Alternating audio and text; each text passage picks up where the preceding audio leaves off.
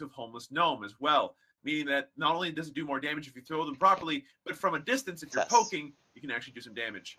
Hey, can you hear me? Cool. Okay, I think can we're hear good you to go. just fine, but I'm not sure if the rest of them. I'm positive because I can see the bar going. Yes. Woo! Okay. We did it, Reddit. Woo! We did it, Reddit. We've done it. But by the way, I was trying to message you. By the way, like the last 30 seconds of the stuff that you said wasn't on stream. I was restarting OBS. I'm like, by the way, restarting. I'm like, okay, good. yeah, he didn't read that. Now that we're back, and I'm not terrified of dead air. Hello. Hey guys, welcome to the Skolldir Showdown. Yeah. So, I guess get ready for game one. Oh, Tempest is saying now all audio is dead. That can't be right. He's full of crap. He's full of crap. Good stuff. Yeah, see? All right. We'll call you out on the stream. This ain't no playground stream. Does this look like I'm doing the Awesome Cup 2 right now? Does it seem like that level of... So, here's the thing. I was just talking about the upgrades, and you know what? We can better talk about the upgrades while we're in the game. I've already said a lot about Ubi and Edster, and I'm pretty sure that everybody in chat heard everything about that because they were booing. Who's Ubi and Edster? I literally don't know. Yeah, I really don't. I seriously just talked about that. So, Edster used to be the captain of Team Gelati, went to do some other stuff, and we're good? Yeah. Okay, because I take everything everybody says seriously. Like, I'm very gullible. So, with that said, I think I'm ready to go. And it's better to talk about the items in-game. And, Mr. Pillow, you can definitely talk a lot more about the tech of the level itself, and I'd like to show that off. So when you're ready, I am also ready. Okay, one thing I did forget, like, not memeing, not memeing. So you guys can guess who y'all think is going to win the whole series. Since it's like 5 matches, I don't got all that stuff to give away, but, so for example, Ubi and Edster, it's the best 3 of 5. I'll give y'all like 30 seconds to type who y'all think will win the whole series, and if you guess correctly, you'll be eligible for a DLC after the whole series, and we might do individual matches for grand finals, but for now, yeah. So anyways, I don't know, Slow, we'll give them like 30 seconds or so. I'll type it in chat for those not paying attention. Type who. Absolutely. So I've got 30 seconds to rant about item picks here. Before the stream was restarted, we were talking about item picks briefly and what items everybody has to use. On the throw row, we have Power Briefs, Homeless Gnome, and Oily Spray on Bronze. This means that you have the ability to poke from a distance, but ideally you want to get the throw on them directly, which is going to be difficult to do in a Skolldir on Skolldir matchup. If you can manage it, though, Oily Spray on Bronze is going to do a lot of damage. For Earthquake, we have the Electric Hammer, which means that we have Snare, we have increased damage over time with the Iridium Bricks, and finally we have the height increase off of the Volcano.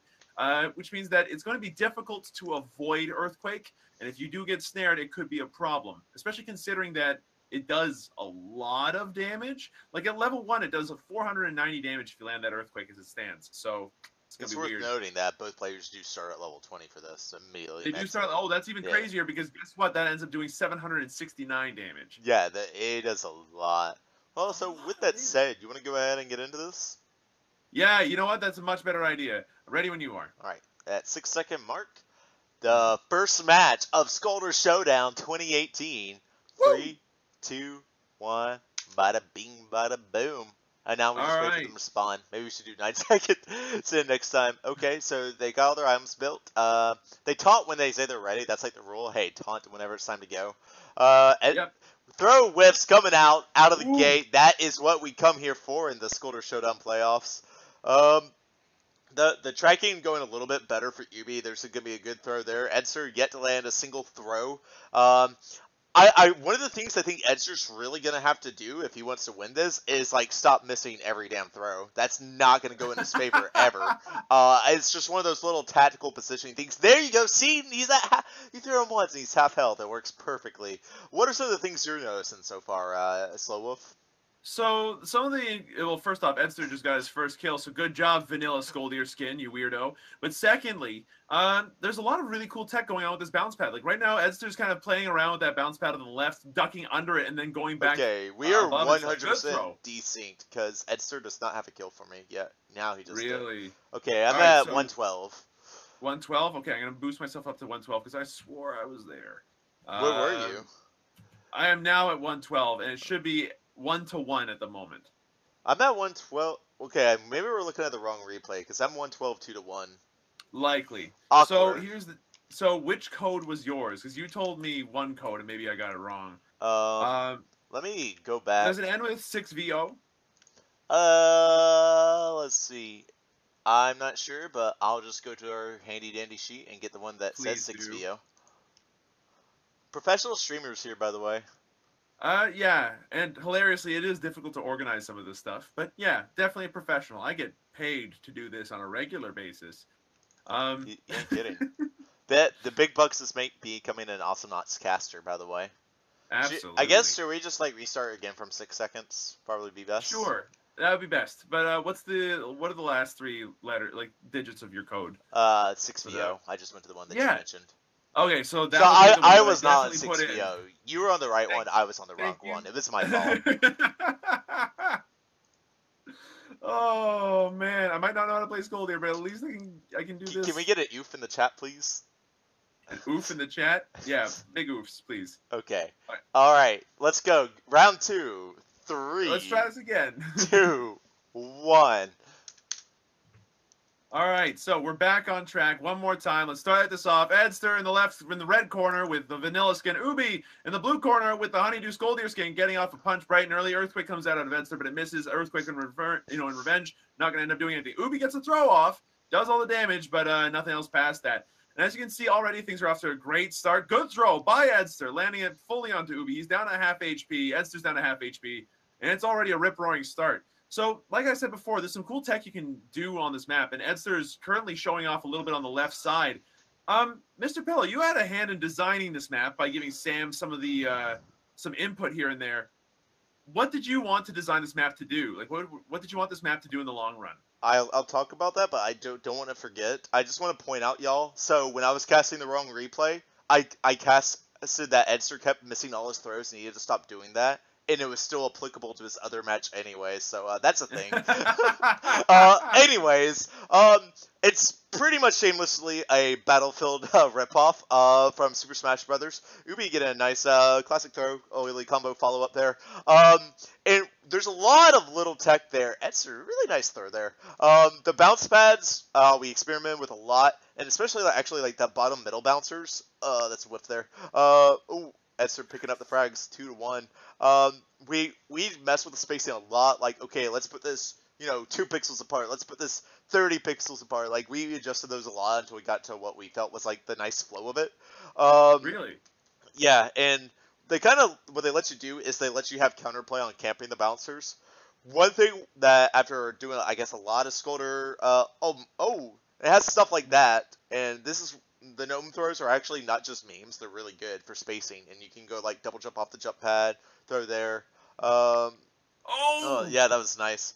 It's really timing based, so like that's a good little exchange there. But like for example, when both people are on opposite ends, like there's that 1-2 jump pad, third punch, and the timing of it is 100% mind game trying to read your opponent, and this is interesting because Okay, I'll give an example. I don't think I'm that mechanically good at Awesomenauts. I think I'm mainly more like, oh hey, I push and shit when I'm supposed to. Skolldir 1v1 is 100% mechanical. Game sense goes out the window. It's just your ability to out-brawl someone. And that is where it was really interesting seeing the way these guys try and make reads against each other, especially when you have 2 top-tier players like Ubi and Edster. And it's definitely just a, I guess, interesting mind game that doesn't really, or meta game that doesn't really usually come that far out on Awesomenauts. No, because in Awesomenauts you end up having this 3v3 situation where Skolldir is a very good initiator, but he doesn't end up having to like brawl anyone for this length of time, right? Like this is, oh my god, Esther, what did you do that for? Wow, great mind game. What? Nicely done, suicide Skolldir. But like, yeah, I'm looking at this right now. I'm like, and I can see the parallels between this and Smash Bros. Almost. It is really, really cool. Ubi picking up another nice kill, so he's catching up now. He's only 1 kill behind, but he is down to like a quarter of his HP, and that's obviously something that he has to kind of recoup. Oh man, it's just landing these punches. It's not letting up either. I really like how nice kill by Edster there. Yeah. I really like how it ends up being this kind of technical brawling. This is not something you see out of Skolldir often. because of the fact that you usually have easier prey to tackle. Like you're up against the scoop or something, you throw them and then kill them instantly, right? So it's a very different kind of environment for sure. And there's also things like, we haven't seen much of it yet, but like, for example, you can take the bounce pad and then, oh, nice throw there. You should be able to read all those punches. But like for example, if you take the bouncer and you're going into the top platform, when a lot of people will quick on the way and either goes from the top platform or more commonly the bottom. But there's a very like small amount of frames where you can actually make it go on the middle platform, which is best because that covers middle and top and covers the most ground. Going on top is kind of useful, but they can just go, shrug it off. In bottom, it's never gonna really hit. You're just gonna collect the solar. Okay, my Skolldir 1v1s, I didn't care. I always went with the solar. Come on, y'all. Have some fun. Get the money! But also importantly, that was great because it said target killed the other one. Yeah. I don't think that was supposed to happen. That's the thing. Absolutely is the thing. So what's the limit? When is it 10 kills for the win? Yeah, it's 10 kills for the win. Alright, well Edster's very close. He's only got 2 more to go. Ubi is 3 kills behind almost. Well, he is 3 kills behind. But he's very close to picking up this next kill onto Edster, so I don't expect that to change instantaneously. Ubi getting punched. Edster is now low enough to die, but who's gonna land these? Oh my god, again! Target was killed! But at the same time, all over the place. Ubi has to get several kills in a row, which is possible when you consider a hill punch, because Edster can just keep 1v1ing because he's got 9 kills. It's match point for him. Absolutely. Like, Ubi not only uses the kill, but conserve a lot of his health. And Edster can also play like that, because if he messes up, but then, yeah. But, Edster's, if you throw someone right next to that bounce pad there, towards the pit, even if they have all their jumps, they can't usually recover, so that's something worth mentioning. If you see someone kind of playing passively next to the bouncer, they might be able to get that one shot in. That reminds me a lot of Mario 60, Super Smash Brothers on this N64. Mario's throw was kind of ridiculous. Yeah, that's kind of the same deal. Yeah. Just throw people off the map, then they die. Good times. Oh, Edster misses his throw and then gets punched by Ubi. Bit of a mistake there. Ubi can definitely do this. Yeah. He needs, Edster just dies 2 more times. I mean, Ubi's mostly at full health, but he's doing a lot of damage there. And he didn't really get the oily follow-up that he did. He's going to get thrown here. He needs to kind of wait out the little buffs that you get from the throw. And no! He sat on the gnome! This is totally within Ubi's purview. He can definitely do this. What a comeback, almost. Like, it's 500 IQ so close. gnome. Holy crap. Wait, no, Ubi's in a lot of trouble. He's down! Edster does end up taking it, but Edster almost costing himself the win by sitting on a gnome. Oh, man. What a time. That was sick. That was really sick. Okay, so wow, that was very close to throwing the entire match. So I'm just gonna literally just, I'm not going to break screen or anything because I'm a professional streamer. I'm just going to literally go to the next replay ID, ending in P50. Can you just let me know what the code is for that one so we don't have a repeat of last time? Yeah, I'll message it to you again on Steam. Just making sure it's like, okay. On Steam. Yeah. Yep, that's the one I've got. Okay, awesome. I'm good to go then. So, first round goes towards Edster, but only just barely. I think Ubi might have not had coffee early enough to be able to think right for the first match, because by the end of it, obviously the coffee was kicking in. He was kicking can all over the place, actually. Yeah. So I hope that continues. Yeah, Shaw said it in the chat. Ubi popping off, dude. It was just the warm up. There you go. It's just that's the thing. All you need is a good warm up, and you're fine to go, right? I'm kind of curious though. Who do you think is going to win this matchup? Like, it was really close this first one, and Edster obviously showing off he's got the chops, but I think Ubi got mad at the end of that. I think Ubi is a bit more of a consistent player. I feel like Edster fluctuates between Edster is like a 10 out of 10 Skolldir player or an 8 out of 8, and Ubi's always a 9. I think overall Ubi's, which it's hard to quantify it, but my point is I think Edster's peak is better than Ubi's peak, but I think overall Ubi consistently plays better. Consistency is key. Yeah. Alright, well, I went to 9-second mark, by the way, just because those 3 less seconds of, nothing. Sounds good. Alright, ready when you are. Alright. 3, 2, 1, and go. And they're All off. right, so in the red corner, we got Ubi this time. Edster in the blue corner. They're sporting the same skin, so can I get a boo out on Edster for playing with the vanilla skin when he has option of a completely free skin? Literally, Skolldir has a skin where you can show off his Heine to everyone that you're playing versus, and Yeah, you could don't give everybody use that the for plumber's some reason. crack. Like, Who would pass up on the ability to be BM in this particular case? Edster is gonna land a healing punch. He's not dead. No, he's dead now. Ubi gets first blood. This is a very different start compared to last time. And if you're looking at the damage done, like, I mean, it's not making a big difference right now, but honestly, it's 2-1. Ubi's doing twice as much damage as Edster is. It's kind of weird. I wasn't expecting that at all. Yeah, and it's actually kind of crazy. It shows what the number difference does there, and that was a nice little frag there coming up from him. But it's like 2-0 in his favor, and I think this was the one that I was watching earlier, by the way. This is exactly the one you were watching earlier? Yeah, I just realized. Honestly, this is kind of turning out to be a bit of a punch fest. That's all this is. It's just punch out right now, eh? We got like Tiny Punch Man in one corner and then Mike Tyson in the other. But which one's Mike Tyson? One of the things I think is interesting, like on them trying to read on their oily follow-ups. So like if you throw someone, they get to the bounce pad. I think it's pretty hard to predict where to actually put your punches, because you definitely want to hit those third punches. Because if you guys straight out brawl, obviously you win that 100% of the time. But like you don't really know if they're gonna go high up or if they're gonna stay there. And if you, especially, and you can't afford to be too patient, because I mean it's a time buff. Edster bringing it back 2-2, by the way. Quake coming out there doesn't literally do nothing. Ubi just barely missing that punch, and the fact that he missed that punch, actually, that's what gave Edster the chance there.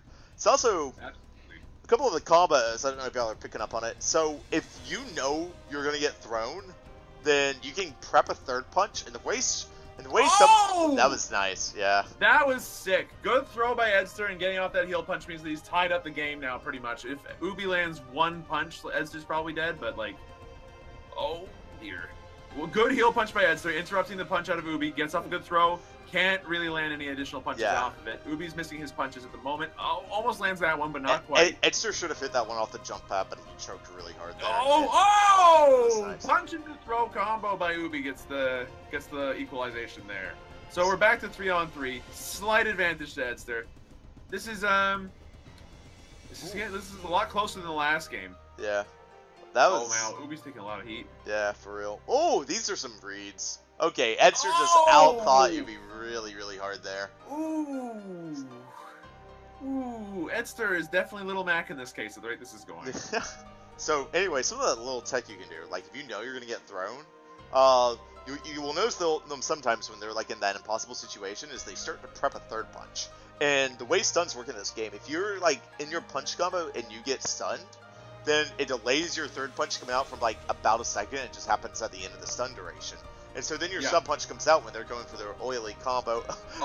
Edster tried to do tech there, and Ubi just read him like a book. That was pretty funny. Like, Edster's trying to play games on the jump pad, and Ubi just throws him. Ubi, when you're in this situation, I think in Ubi, it's about dealing as much damage as you possibly can. You'll usually see, unless it's like match point for the other guy, them just trying to deal as much damage as possible to just make the most of it, so that they can pull on back ahead. Did you see? Okay, so there's some respawn games going on there. Ubi like stalled for a little while, waiting for Edster to like mess up or like just go away. It didn't end up working out that way. Edster did get the perfect throw, but in return, Ubi just gets a kill instead. Apparently, Ubi thought that was very rude and decided to spank Edster for that one.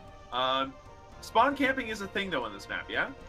100%. So there's all these little things that you can do, like, for example, also, it's really interesting to quickly point out before I forget, they've done an equal amount of healing off heal punch right now. They're both at 5,271. Exactly equal. Yeah. So, that's the thing. That means, excluding, third punches where they're full health, they've had an equal amount of third punches landed. But, anyways, like, you get, so the obvious spawn kill, okay, they spawn and you throw them right out of the gate. But, like, they can get baited. Like, if you read it too early, then you waste your throw. Or, like, one thing I've sometimes done is I've, like, thrown my Quake at the spawn, and then they're like, okay, you wasted Quake, and then I'm able to predict it and just immediately throw them out of the spawn. And if you're on bouncer side and you have the frame right, you can technically one-shot if you're if you do frame it perfectly with a throw because they can't recover. But at the same time, it's really easy to get counter thrown in that situation. You can literally just immediately throw out a spawn and just ruin someone's world like that. And so It's a bunch of people think, oh, spawn camping, that's cool, that's dumb. But there's actually a bunch of different little meta games that you can play regarding it, and it's like I just see mind game battles whenever someone's spawn camping, and you'll sometimes see people actually not even spawn camp. Like in some of the matches yesterday, I saw Fouls. He would go to the opposite side, not even bothering to play that paradigm, kind of going for the low risk, low reward situation. So there's a lot of different ways that you can react to the way spawns operate in here. We had the idea initially to make it so that everyone respawned at full health and like reset the battlefield, so to speak, every fight, but we kind of realized this was actually a lot more skill based. Yeah, I'm with you on that one. It's a lot better this way, just because that way if you do manage to get a lead, it can stick around rather than having a bunch of one-on-one matches all the time that end up being the same. It makes things far more interesting, I find. And besides, I think almost every single fighting game has that mechanic. Like, yeah. I know that when in a fighting game I play a lot called Absolver, the idea is that it's like a best of 3. No, it's a best of 5. But in between matches, you can have a heal, but you have to use that spell, and instead of, you know, being able to have something useful, like the ability to make everybody else super slow or heavy or whatever. So, yeah, having it like this is a lot more skill-based, I find, and it ends up making it so that way the comebacks are that much juicier, you know? Now, with that said, Ubi needs to be careful. He's, like, within Earthquake death range, and that's one thing I noticed, is that, like, whenever someone's really low on HP, and if you get off a good Earthquake and they're going to die, the game becomes one of keep away. Just avoid them so that way they don't get heal punches. So that way you can get the kill, like, in a really BM kind of way. Oh my god, Edster gets thrown, gets Earthquake, he's still alive, but he wastes his throw, so it's going to be down for another 3 seconds at least. 2, 1. He has it back by now, but he has to be careful about when he uses it, and he's in a very predictable spot. Ubi's kind of got him. Nice punch. Ubi goes in for another punch, lands it. Edster gets across the other side of the map, gets a good punch off the hill, but not good enough. Ubi picks up a kill on Edster, and that's bringing it 9-7. Remember when this was the other way around and Edster was in the lead? Yeah, and Ubi almost brought it back, and he did it, but he got really close. And now the question is can Edster bring it back? And it's definitely possible. It's definitely possible. It's just, with that level of HP is becoming less and less likely. He has to practically perfect Ubi several times in a row to do that. Nice duck out of Ubi there. He did not want to jump into the punch that Edster was trying to mind game Ubi into. Oh, that gnome was almost perfectly placed. If only the throw, and Edster is almost done. Yeah, this might have cost him. One punch. That no miss might have just cost him the game. Also, Edster just missed his throw completely, so that's the thing. Yeah. Oh, no. Okay. Nice heal punch. That's gonna be a really good one. Earthquake, heal punch. He's got Edster's got a bit of HP to work with now. He won't die instantaneously. He's looking for that throw. Oh. He's gonna get it, but Ubi is still alive. The counter throw. That's it. Done. Yeah, that's done. That was such an awesome throw out of Ubi. Oh my goodness. It was. That's the basic counter throw, especially when you're going off for the jump pad angles. Yeah, I think the main thing there was just the mind game that Ubi was playing with Edster in terms of when he was going to spawn. Like, Edster practically whiffed everything just because he was trying to predict when Ubi would show up, and instead of being able to pick up more kills and all that stuff, he was just behind. He had no cooldowns, and Ubi just dealt with him. It was pretty sweet. Definitely. Well, anyways, I got the third match loaded up. So that's 1-1. Let me go put Evie's little ticker there. That's important. You gotta make sure that everybody's well accounted for, otherwise it's not fair. Yeah. But still, yeah, it's 1-1. Both of them are actually pretty much trading off a lot of the time. Like, they're not. It's not very one-sided. I've noticed so far. It's you know, there have been some cleanouts. There was one 10-0 or a couple of 10-0s that happened during the qualifiers yesterday, and a few like 10-2, 10-3 type of things.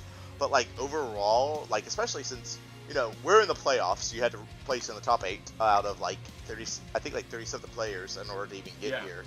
And I mean, it's Ubi and Edster. Neither of those guys about to get 10-0'd anytime soon. No. I don't think that either one of them would get like 10-0'd even if they went up against somebody like Nikki, for instance, who's like notorious for his Skolldir. So I mean, all three, like actually, pretty much everybody that I've seen on the bracket is notorious for their Skolldir. Like they all can play Skolldir to a point where I'm very, very scared. Granted, I'm scared of everybody, but in this particular case, I'm more scared than I usually am. Okay, guys, it's about T-minus 15 seconds before Badass Ketchup reminds all of us that his Skolldir is only level 3. Just go ahead and post it in the chat. He's already said it like 30 times, so. Okay. He has? Yeah. Well, if it makes him feel any better, I'm still sporting my 10 wins on Skolldir badge as my most important badge that I've got on my profile. Like, nice. Honestly. It's sad, but it's also true. Alright. Anyways, I'm in the third match at 9-second mark. You want to give us a countdown, man? I would love to. I just want to double check that the one you put in the last the code was SJ0. Let me get back over there. Yeah, yes. Just making sure. Well, yes. GSJ0 specifically. I should say that is 3ML GSJ0 because the last two both end in SJ0. Yeah. No, I've got the right one though. Okay. All right, I am ready to go when you are. And All right. I'll go ahead and count us in then. Go ahead. All right, on my mark. 3, 2, 1, mark. And we're off. It's a good start already. Lots of action happening. Edster getting earthquakes. There's some punches coming out. Ubi lands a good throw. No gnome on top of it yet, but you know, it's still going okay. Good punch by Edster though. Ends up equalizing the field. This is a good start, but a good punch. It's good throw. Edster in a weird spot. Has to get out of there. He's a little predictable, but he manages to get out. Ubi now earthquakes. Gets off a healing punch though. He should be okay. Good throw. No gnome landing, although he sits on the gnome, but still gets a kill to Edster, who had no jumps left. It almost looked like he jumped further to the left or something. I'm not really sure. Well, he ended up getting thrown, and then he didn't have any jumps left, so he just kind of died because he got thrown really, really hard. Yeah. Either way, 1-1. They're both pretty much at full HP. It's practically a reset, level playing field. This ought to be interesting. Ubi taking an earthquake, but getting healing punch off. They trade healing punches a couple of times. Throw goes off, but misses. Edster can't afford to do that kind of mistake. And that gnome's kind of keeping him stuck over there for a little bit. That's something I didn't think of before, is that those gnomes act a lot like Yuri mines. Yeah. If they're placed properly. One of the spawn things that you can do is throw the gnome at their platform, which, I mean, they just wait it out and blow up, but whenever it does work, it's actually the stupid, memeiest thing in the world. I honestly... Oh, Ubi is toast. He's not yet toast? No, he's there. There we go. Now he's toast. But Edster's not looking all that great either. Good heel punch right out of the gate. Nice little advantage that he can set for himself, especially because he was behind to begin with on this life. Throw coming out. Ubi a little lower. He gets punched for a little bit more HP. Trading off. Earthquakes on either side, but a good heel punch coming out of Edster means that he's slightly better off from that front. And he lands a throw, but so does Ubi. That's going to be a 1-for-1 exchange. Sick. It was very sick. Get the money, Get the solar! Get the solar! Get the money! It's power buff, I have dude. other things to do. Oh, Edster's done! No, Oh, wait, the stun resets his jump! He's okay. I thought 100% that was going to stun him into the pit. That was he was really fortunate there. Most of the time, you're actually just done whenever that happens. Yeah, well, I think what happened, I think if he had left Edster alone, he would have fallen into the pit and died. He had already used his jump. Does the stun reset your jump, though? I don't think so. I think he just had another jump. It might not. I don't Maybe think I just used the Smash Bros. This is giving me too many flashbacks of my Melee days. Punch comes out. Throw, Edster, good one. That looked like twins. They did the Quake so perfectly symmetrical there. I actually thought that someone had gotten like the Twin Stones upgrade or something. I'm like, what the hell? Also, Edster now has a 2-kill lead. Twitch chat says jump. Okay, Twitch chat says that you should literally like pause your replay for half a second. Just saw that. Just dealt with it. Okay. Cool. Should be hitting the 3-minute mark just about now. Yeah. Okay. Yeah. Okay. So a little bit longer then. All right. So that's good. Sorry, I'm a little ahead, but that's probably. You're just excited, dude. Yeah, exactly. Edster gets back onto the battlefield. He's okay. Punch comes out. It misses. Both of them miss their punches. What is this not? Ubi gets absolutely demolished. Well done. That was really. But really the mind nice. game's already out. Ubi gets off a heel punch. He gets a throw. Edster's toast. Literally toasted. Yeah. By earthquake. Nicely done. That's some punishment there. So. Okay. So Edster's a little bit ahead of here. This could just keep on going back and forth. Like the one good thing this has over Smash Brothers is you're not disadvantaged so hard just by losing first because you don't get counterpicked. Okay, just demolished there. Oh my god, the perfect gnome! There's nothing Edster could do. That was sick. I've been waiting to see that since this started. Yeah, actually. I think gnome might be my favorite upgrade. Honestly, I remember back when Skolldir first came out, my favorite thing to do was get the reduced cooldown, the gnome, and the like the distance or something along those lines, and just play artillery Skolldir. Oh, Ubi might be toast if Regen doesn't save him, which it might not because it's oh, it does just barely. He might be able to get in some damage here. No, Edster completely cleans that up. It's still 1-0 advantage for Edster. He's looking for that spawn camp. Oh, and he lands it. Ubi had to come in. Unfortunately, he gets punched right at the same time. But a good throw by Ubi is going to equalize the playing field for this life. Maybe he can get ahead if he plays nicely. Chaos Journey wants to know if we can give the gnome a name. I don't think we should, because the gnome's like goal here is to just like blow himself up and die.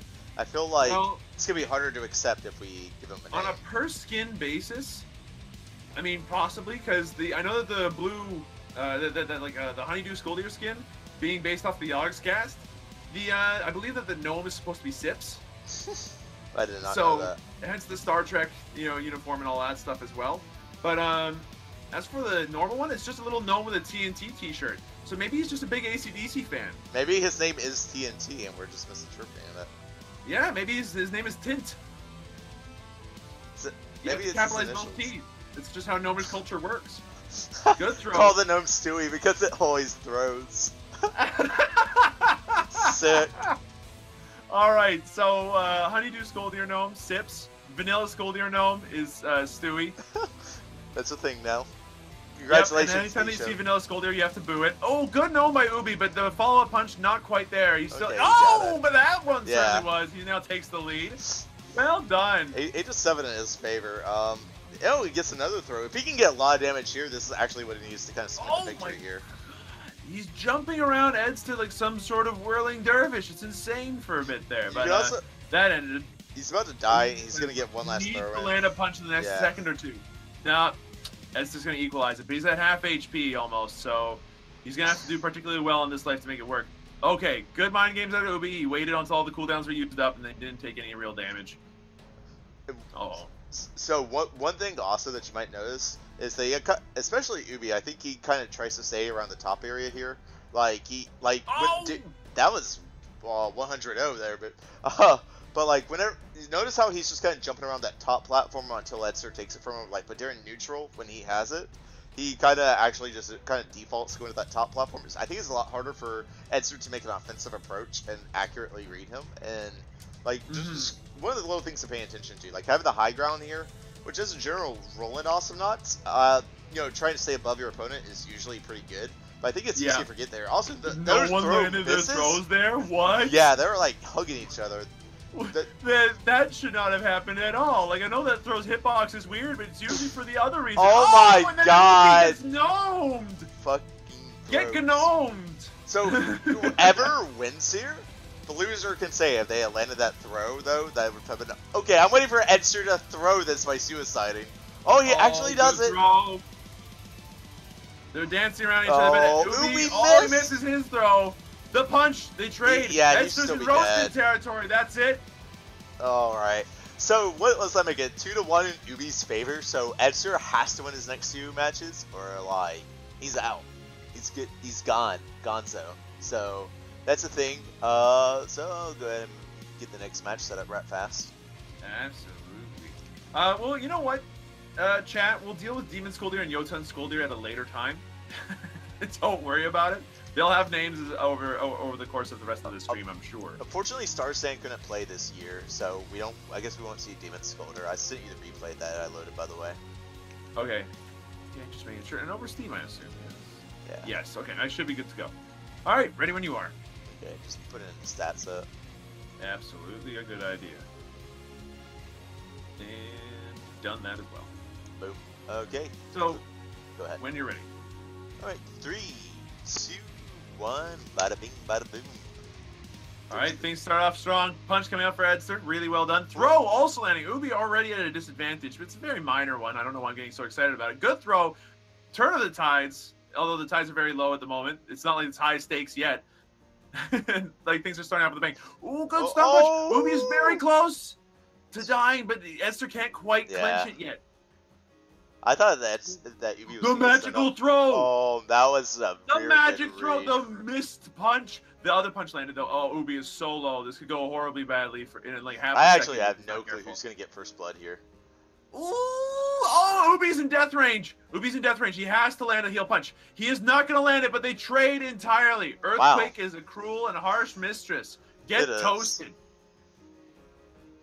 So we're effectively still looking for first advantage right now. Good throw coming out. And lots of punching, lots of everything. Mr. Pillow, I have no idea why this is so entertaining, but I'm actually super entertained.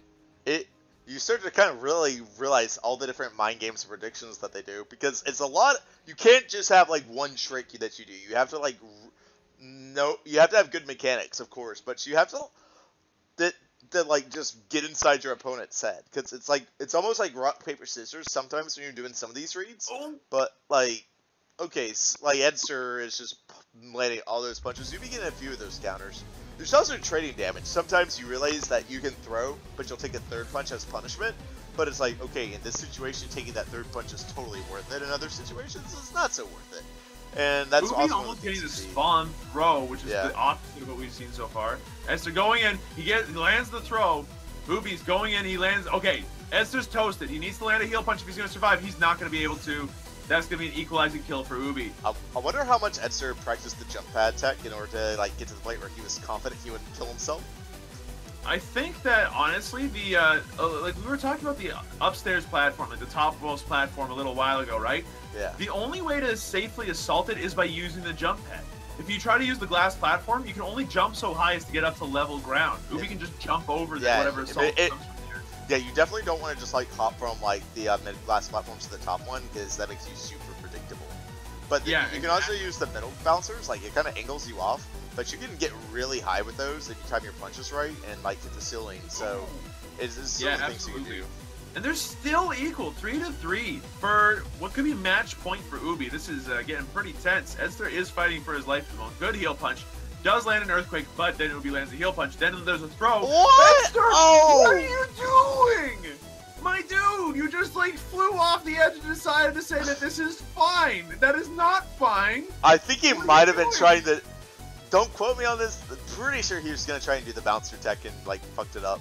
Because I think so too. I'm 99% positive he had his. That gnome almost landed, but it didn't matter. He still got that return kill. He's still really low though. He needs to be able to kill here in order to get ahead, really. And that's not going to be simple or easy to do. Granted, the longer this is going on, his regen is picking up a little bit. He's already back up to half HP. Yeah, for real. Like that. People underestimate the comebacks and they think, oh, I'm like 2 bars, I'm dead. But like, I mean, if you get those hill punches, like you can come back. And I mean, this is level 20 Metacan, so. This is true. And level 20 Metacan is doing like a staggering amount of heal. Oh, the good throw by Ubi. Edster is roasted and toasted. Ubi needs to get a punch off. Or nope, Metacan's gonna do the trick for now. But if he gets punched even once, if he gets tickled, he's done. He's gonna dodge the earthquake. He gets no punch off that time. He misses his throw. Edster. That would have been such a nice throw if he landed that too. Oh, that was just really well played by Edster, honestly. Getting that nice little punch off. That gnome, not going to do anything. That throw going to do something. Edster's down to 2/3 HP, now half HP after a good punch. Earthquake comes out. Edster's looking for an opportunity. Can't find it. He misses everything. He gets thrown twice. I want to point out the Quake tech there as well as talk about. So Ubi took the middle bouncer and then quaked on the mid platform. So Edster had 3 options. He could get quaked on top or mid, or he could go to the bottom and Ubi was waiting. And so like Edster is no matter what just completely fucked. He either took the quake or he took a throw. So that was a really good positioning use of tech there. And Ubi, that was sick also. That was so good. Oh, he's going for it. Oh, okay. No, he hit the bounce pad. Unfortunately, Ubi couldn't quite land it. Edster they've both landed earthquakes on top of each other. They both could use the HP here. Who's going to land the heel punch? Who knows? It's not going to be good heel punch out of Ubi, so he's going to end up winning that particular equation. Edster is very close to dead. Oh, the good throw. Oh, Edster got greedy there. He got impatient because I guess he was kind of nervous about the situation there. Oh yeah, no, I can see that. Edster does suffer from nerves on occasion, but he's usually better about it than most. Ubi gets thrown, he gets gnomed. That's the end of that. But at the same time, it's 8-6 in his favor. He's currently very far ahead.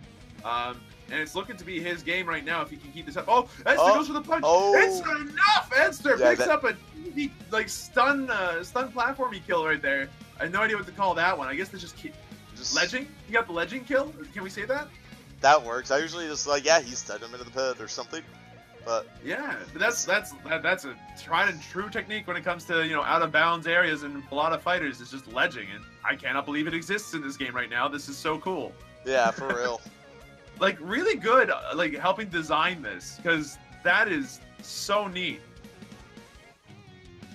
Like I love it to pieces. I'm actually a little surprised when you asked me to cast this with you. I was like, oh, okay, it's gonna be Skolldir on Skolldir. You know, it's gonna be pretty cool. I didn't realize that you made this into an actual fighting game. Basically. So a lot of stuff going the around. tracking there. Esther's landing them. I was gonna say landing punches. I but guess Ubi just needs to land one more. Yeah, the replay cut off there a little bit, but I think we can tell what happened.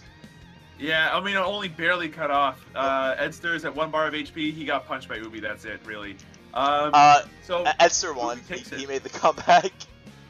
Edster won that one. He made the comeback. Okay. I'm kidding, by the way, but okay, because I was like, no, that was definitely Ubi. And if you're saying it was Edster, I'm like, how? What? Anyway, so Ubi took that one, which means that he wins in that particular best of 5. Good job, Ubi. Edster, that was really close. I'm actually very impressed with both players. Well, anyways, with that said, we are going to take a short break and get into our next match. So you don't go anywhere, guys. And next up is going to be Paulo versus Nikki. Or no, Paulo versus Nightfall. It's going to be a video gamer versus another video gamer. You guys aren't going to want to miss that. Especially because it involves video games. Stay tuned.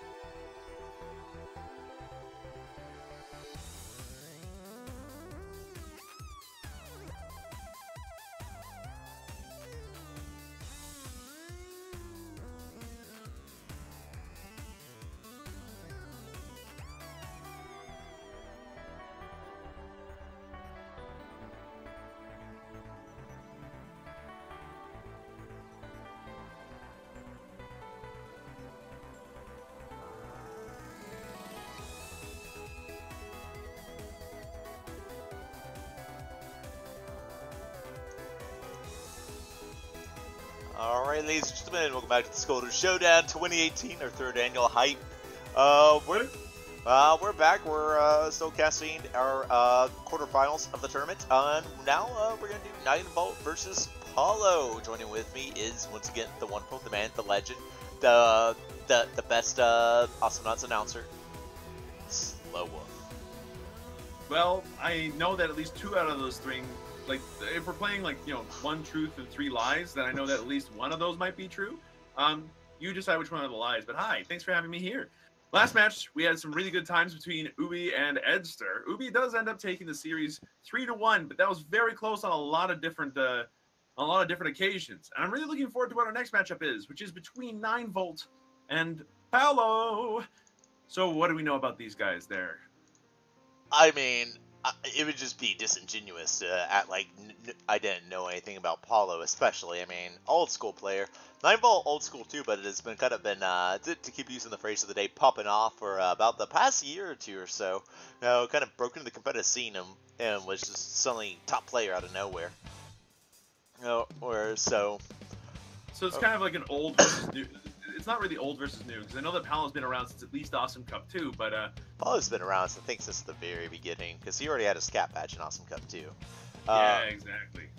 9-Volt, I think this is his first Skolldir Showdown, but I mean, the dude won the Championship Cup, he won the what do you call it, the Awesomnauts Dojo, not the worldwide one, but the NA one.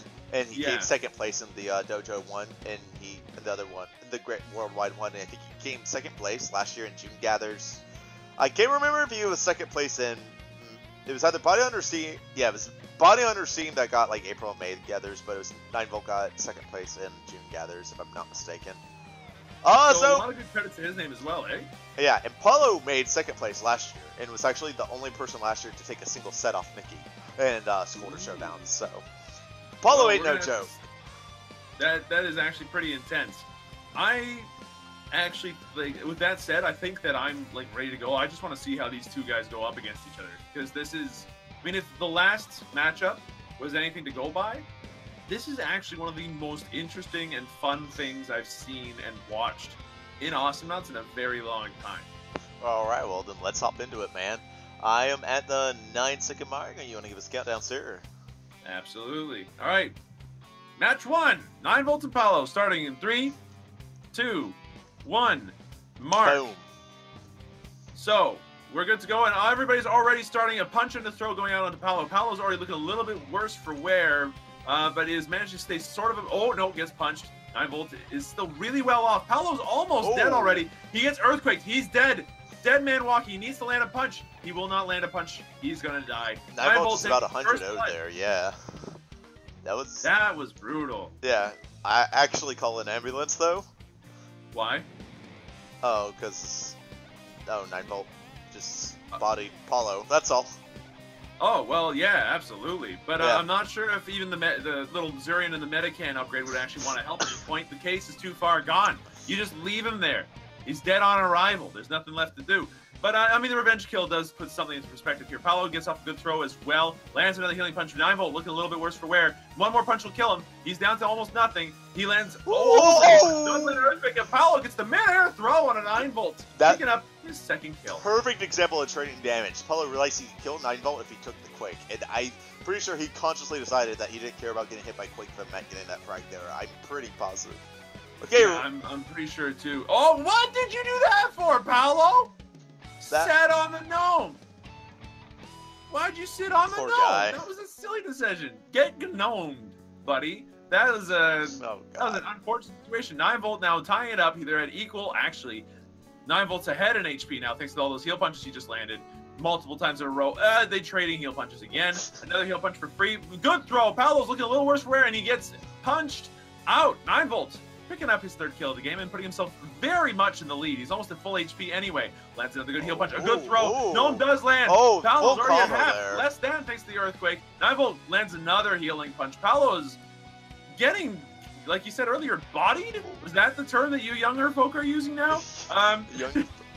How old are you, Slow Up? I'm pretty sure I'm older than you. Just shy of 29 years old. It's not that old. Okay, you're older than me. I'm definitely the grandpa of the community as far as I understand it. Oh, I actually never thought about that. Yeah, you are older than me. I'm 26 and I always feel like a grandpa of the community too. So you're making me feel nice and young again. Thanks, Slow Up. You're very welcome. At least I can do something for the community that doesn't involve me screaming at people. Speaking of screaming at people, I'm pretty sure that Paolo is probably screaming at his screen right now just because he's already 2 down. Yeah, actually. Or at least that would be.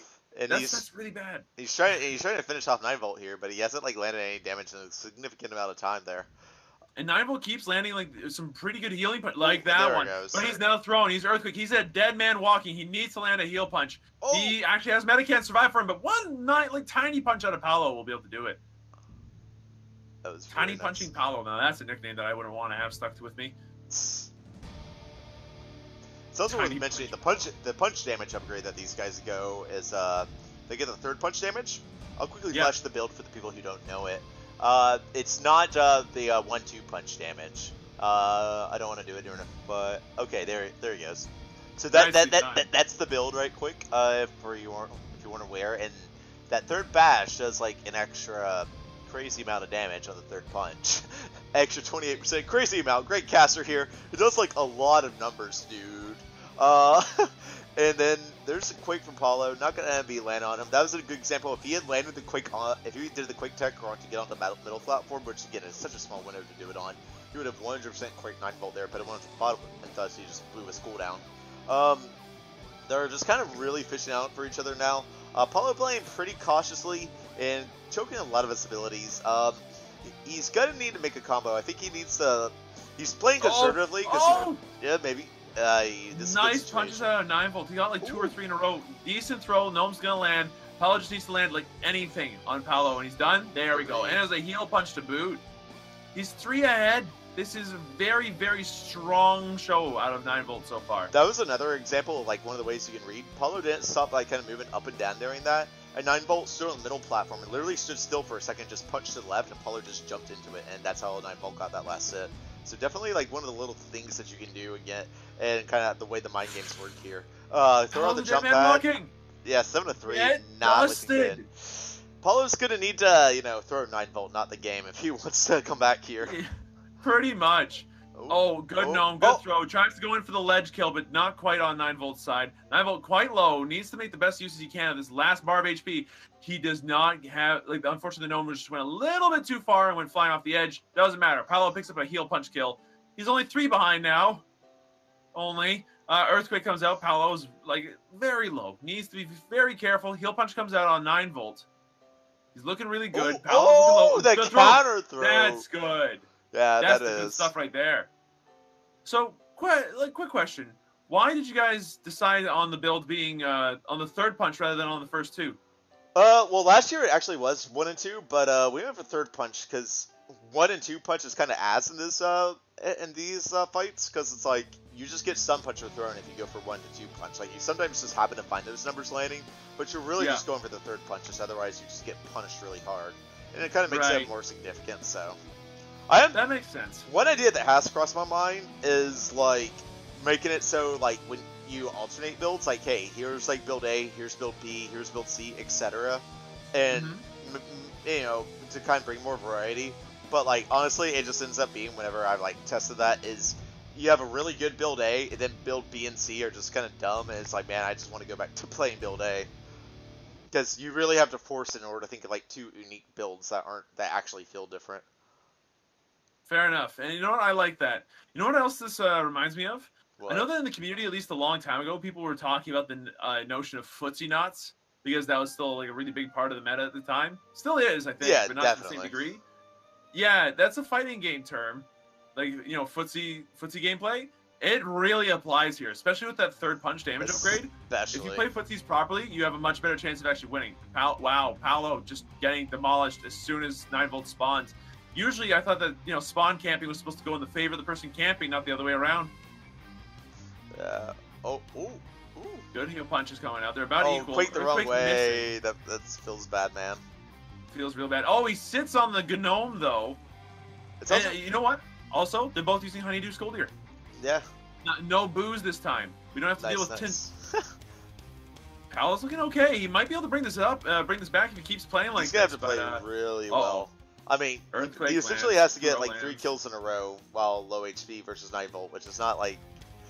It's all he has to do. Yeah, he's done. Oh, the gnome finish.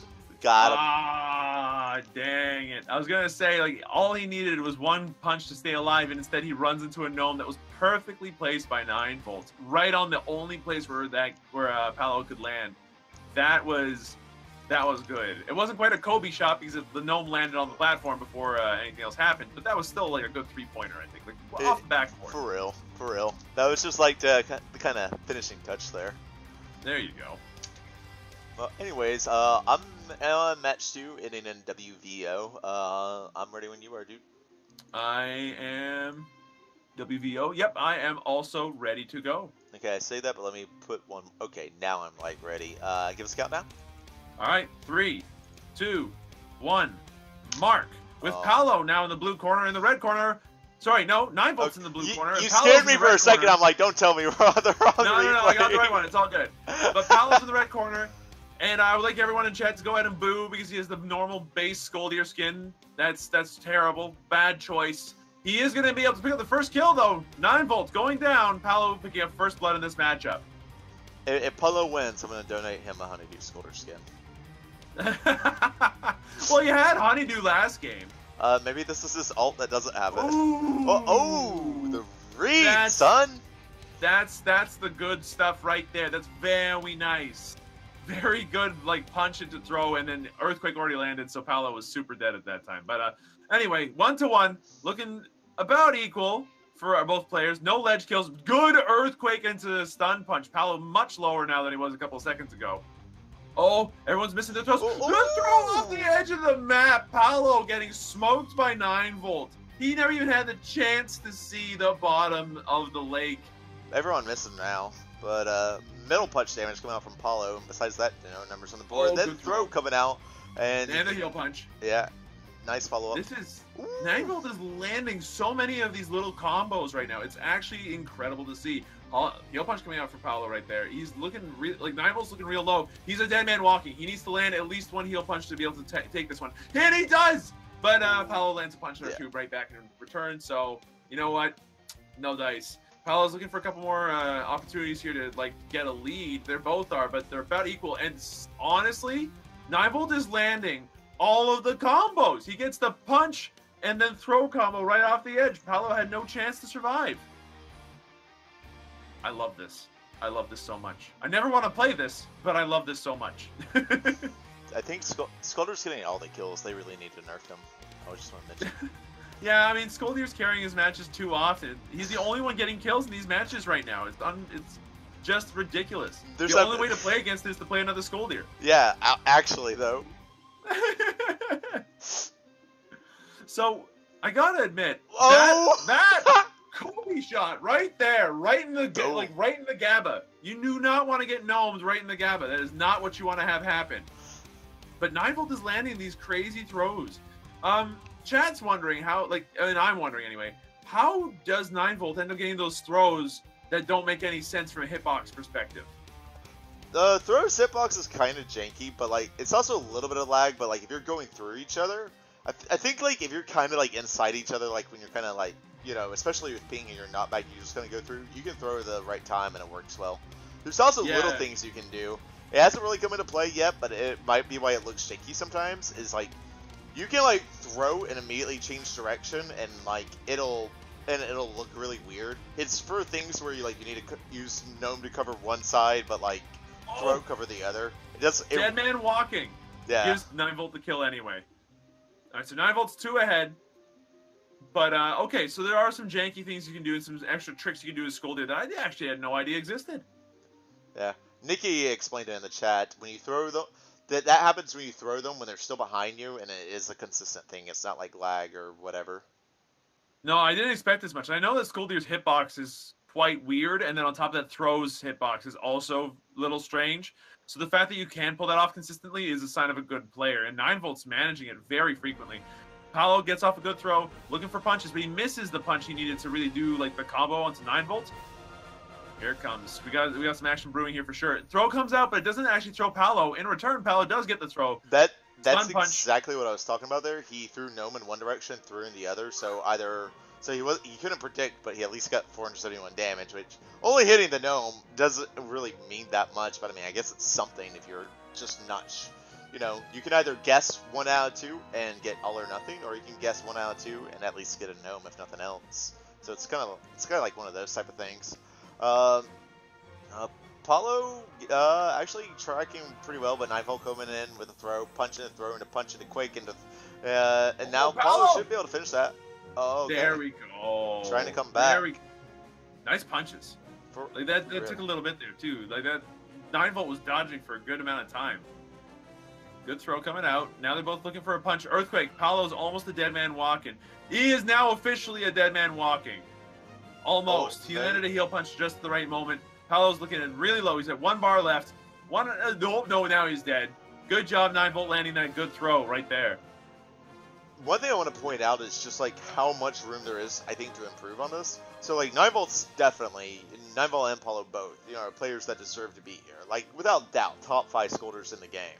And like even when like Paulo's at the peak of his jump, which is when it should be easiest to read him, like 9-Volt will like miss a 3rd punch, little things like that. You'll see the same throw off the jump pad predictions get choked on, even though they predicted it right, and like that means there's that much more room to improve on the timings. And I think that goes to show just like how the skill ceiling on these Skoldr 1v1s is deceptively high. Like Kobe! Ooh, that was sick. That was really sick. That was so close. Like, really well played off the Gnome there. And 9-Volt's still alive. He landed a heel punch. He's still in it to win it. Paolo gets thrown. Heel punch comes out. It doesn't end up hitting quite yet. 9-Volt's looking for this cheeky extra kill right now. And he's looking like he might actually land it. He's got enough HP, he can actually survive a combo right now. 9-Volt looking for another opportunity here. Paolo's looking to clinch this and right before it ends up becoming a massive problem. He's already behind. He can't really afford to be like 4 behind. That would be too much. But they're at even HP. Good throw. Paolo's lower now than 9-Volt. Earthquake comes out. Paolo is almost a dead man walking. And he'll be able to pick up the kill before that happens. But oh my god, he's at less than Kobe, he's down to half a bar of HP. He heel punched like half a second before that Gnome hit. Oh yeah, he's dead anyways, but oh man, that heel punch was so clutch. Yeah. Oh, 9-Volt gets thrown. He gets punched. He gets earthquaked. He's down to less than half. He's down to a quarter. They're just punching out. They're just slugging it like a couple of people. Gnome's out there. No, Paolo, don't do it. It's so close. It's so scary. 9-Volt's looking for it. 9-Volt's got a nice throw. Heel punch. Second heel punch doesn't quite hit off of the oily spray on bronze, but we're getting there. Punch, it lands the other way instead, and the throw is going to clinch this round in favor of 9-Volt. So now we have to see a reverse 3-0 coming out from Paulo in order for him to come back from this. Do you think he can do it? Honestly, with the way the last 2 matches have gone, I am not hopeful for Paolo's luck. I don't mean to be rude, but it does look like 9-Volt's got him red entirely. He was 4 ahead, like almost 4 kills ahead, and that is a massive amount to be ahead of another person in this game. It really is. That, like, yeah, I don't have extra commentary, like, but I don't want to be rude, but like that's the only thing I can think of right now is just they don't want to be rude. Like, okay, Mickey. I don't think he can come back from this. No offense. Yeah, so that's like the thing. Being realistic here, Paolo has a very tall order to be able to acquiesce if he wants to get out of this one in one piece, if he wants to win this entire matchup. Now, I don't think he won't take at least 1 game. He could definitely do that, but this is definitely 9-Volt's game to lose by the look of things. My replay is doing that thing where you put in the match ID and you hit enter and it just sits there not doing anything. Oh yeah, that's a lot of fun. But I can tell you it works. I'm currently in it, so yeah, you just have to wait on it, I think, right? Pretty much. Pretty sure that's the solution. Yeah, or you click the arrow itself. Yeah, no, that is. I think it's like loading the load screen or some crap. I don't know. Wonder if I go into like another replay, like if I quickly watch this guy right quick on the tournament stream for like 5 seconds and then back out. Oh, these guys in a bad situation. They're gonna wipe the red team and win. Okay, that's casted. Well, oh yeah, no, that red team is smoked. I'm looking at this on the like I literally load the replay and it's just like the wipe that gets them the wipe during base exposure. Okay, I got it loaded now. Nice. All right, so I'm ready to go. I've got everything set up. All right, I'm just loading my things. Sounds good. Ugly Chad good. asks if there'll ever be a Ted 1v1 tourney. I think the only knots that really work for 1v1, Ted might work because he has access to 3 stuns, but you gotta have his stuns. Like Frog, Skolldir, probably Penny work well because you have. I'm gonna go ahead and start, by the way. 3, 2, 1, and go. But like, you need they don't have stuns really, then they just really all that happens is you just end up like kind of body humping the other guy and just trading auto attack damage. Like whenever auto attacks are traded here, you get thrown. So that doesn't happen. Skolldir is probably the best 1v1. And comboed. Paulo gets punched one more time. Ooh. Oh man, no, Paulo just got smashed. 9volt is still at like 2/3 HP. He's looking really good. Good throw. Gonna land onto Paulo. No gnome. Oh, 9volt's looking a lot worse. He gets absolutely tossed off the edge. He had no chance to recover. But in return, Paulo gets thrown. 9volt looking for another time. Paulo is a dead man walking. 9volt just has to dodge him for 2 seconds. There we go. Picks up another kill, and it's already 1 kill ahead for 9volt, and he's got a full life bar to go with it. This is not a good start for Paulo right now, but 9volt, he could slip up. This is definitely possible. Quick drop, but he gets counter thrown in return, and Paulo hitting about half his oily combo. 9volt not hitting any of the oily. In fact, hitting a gnome and quake. Paulo popping off a little bit, maybe? Okay, okay. He does pick up the kill, but he's at less than 3. He's at about 3 bars or so. It's not looking strong for him quite yet. An attempt of a bounce pad throw right there from 9volt, not going to land. Ooh. Earthquake comes out. Paulo does get heal punch though. He spaced that really well. The fact that he actually jump padded onto the middle platform there, 9volt didn't see that coming at all. He thought he was spacing Paulo coming out to top. So Paulo got a significant amount of damage considering it was 3 bars. That was a little bit painful to watch, unfortunately. But that's just because like the skill level behind these 2 players. Every time one of them gets a kill, it always looks fairly impressive. At least to me. I'm so bad with Skolldir that if they like punch someone, I know exactly what you mean. Like, and it kind of goes back to it. Like, the kills here are determined by like outreading each other around mind games. It's not like there's no. I guess there's overextending, but like in knots you die because of a team gank or because you overextended, stay too long, pushing something like that. Here it's 100% like just making plays, and so I think that's why it looks so impressive as opposed to some dude just pushing a turret and then like Skolldir coming out of nowhere and throwing him into the turret.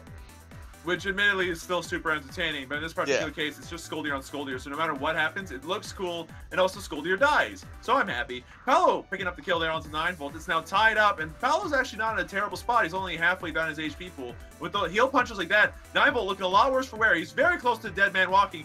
Paulo picks up a kill, and he's in the lead for the first time in the series. Yeah. Could Paulo do this? Could I be very wrong about this? It's possible. Well, Paulo just needs to play it very safe, not get heal punch for a little bit. Nice heal punch return. Ooh, he stood still there, and that got 9volt to miss everything. And, 9volt goes down. It's 5-3. Paulo's picking it up. He might take this match. It was kind of funny that standstill juke worked, because 9volt jumped up and then he quaked in through to try and like cover every angle, and Paulo literally stood there and dodged it all.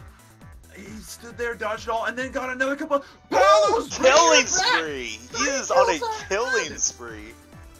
In this, that is insane. 9volt, like, what are you doing, my dude?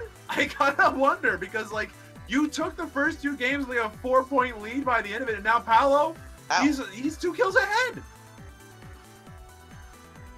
My God. All right. Well, right now it's pretty equal in terms of HP. It's not enough that Paulo can has to worry about this very much. Needs to be a little careful. Oh, heal punch coming out. Now it's actually in 9volt's favor for this particular life. But again, Paulo has some room to mess up. He sits on the gnome, which is definitely a mess up. You don't want to do too many of those. 9volt almost gets the punch. Heal punch coming out on Paulo. 9volt looking for another opportunity here. Lands, no earthquake, goes for a punch, does not read the mind game correctly off of Paulo. They both miss on that 3rd punch there. Heal punch coming up for 9volt there, which is very nice, but he eats an earthquake. He's taking a lot of damage from that because it's at level 20, 700 damage. Paulo's a dead man walking. He needs to land a heal punch right now if he's going to survive. He does not. 9volt picks up the kill instead. And now it's only a 1 kill difference. Yeah, now 9volt might go on a killing spree. And considering that neither of these players can really tailor their build at all, they have the exact same upgrades. This is, okay, that's good for Paulo. I was going to say, considering that they have the exact same upgrades and everything, it's remarkable to see that playstyle doesn't like isn't really affected. You can still see the differences between the two people in how they play and how they play their Skolldirs and everything. It is really cool. But it's high tier Skolldir regardless, so that's good. Yeah, definitely. Oh, the throw. That was a bad mannered throw. Good job, 9volt. So it went from 3-3 to 6-3 in Paulo's favor, and now it's 7-6 in 9volt's favor. So that's pretty crazy. Now it's Paulo's at 8-6 in Paulo's favor. Yeah. I got that reversed. Okay. It's all good. Should be Paulo's to win. This is potentially Paulo's big comeback moment. Maybe I spoke too soon. Maybe I have stuffed my foot in my mouth, but I don't know for sure. Throw comes out. Paulo eats a gnome, eats an earthquake, eats no punches. Oh, no, eats a heal punch right there. 9volt looking really good this life. Paulo comes in, misses his punch, sits on a gnome. There it is. He finally decides to sit on the gnome. That's right. You don't want to leave a good gnome out in the cold to explode by himself. 9volt picking up another kill right here. No problem. All right, only a 1 kill advantage for Paulo. Paulo needs to remember that he can't just sit back on his laurels. His laurels are made of, like, sand. It's easy to blow over with a couple of good kills. 9volt very close to dying. He's a dead man walking. He needs to land a heal punch. He does. He needs to land another one. He does not. But Paulo is very close to dying despite being at match point. This is still something 9volt could do. Yeah, but even then, if he kills Paulo, I think Paulo... Okay, never mind. No damage for... Dead man walking. Yeah, I was going to say, I would... kind of like Paulo to like bum rush 9volt there, get some damage off on him, and then he has 2 lives to spend actually getting the frag. But I think he tried to stay alive with that first one. I think he should have just like high risk, high rewarded it, in my opinion. Because I would probably agree there. Paulo looking a little worse for wear this. Like he gets thrown, he's a dead man walking already, but it doesn't matter. Match point. It's match point between the two. 9volt could take the series right now, despite the fact that Paulo had a 3-kill lead at some point. What is this nonsense? If Paulo dies, he's out of the tournament. If Paulo dies, I'm just upset. And 9volt's doing it. So close.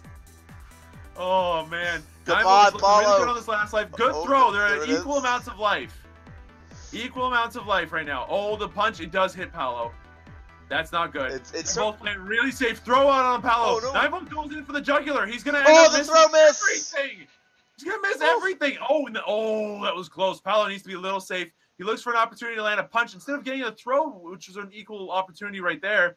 Good throw. 9volt's low. Paulo can bring us back. He just needs to be very safe. He's a dead man walking. He needs to land and then they'll finish. Kobe by the gnome. That's gonna be Paulo's attempt down the drain. He tried so hard. He tried so hard. Bad, man. Well, that's good. That's gonna be 9volt versus Paulo. 9volt gonna be going on to winner semis, or not win. This is single elimination. Going on to semis, where he's gonna face Nikki, and close out the tournament. Feels bad, man. That's your second place from last year now out, so it's kind of a wowzer.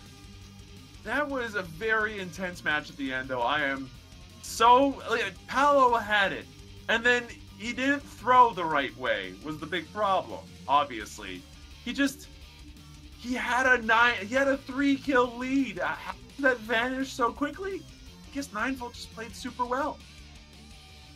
Definitely. Like, he had to have. So 9volt moves on. He's gonna be fighting Nikki in the next the next match. But are we taking a quick break after this one? We are in Subliminal. Thank you for providing your host, my dude, cool man. And yeah, I'll take a quick break, go and stretch and stuff, and it's gonna be 9volt versus Nikki coming up. Stay tuned.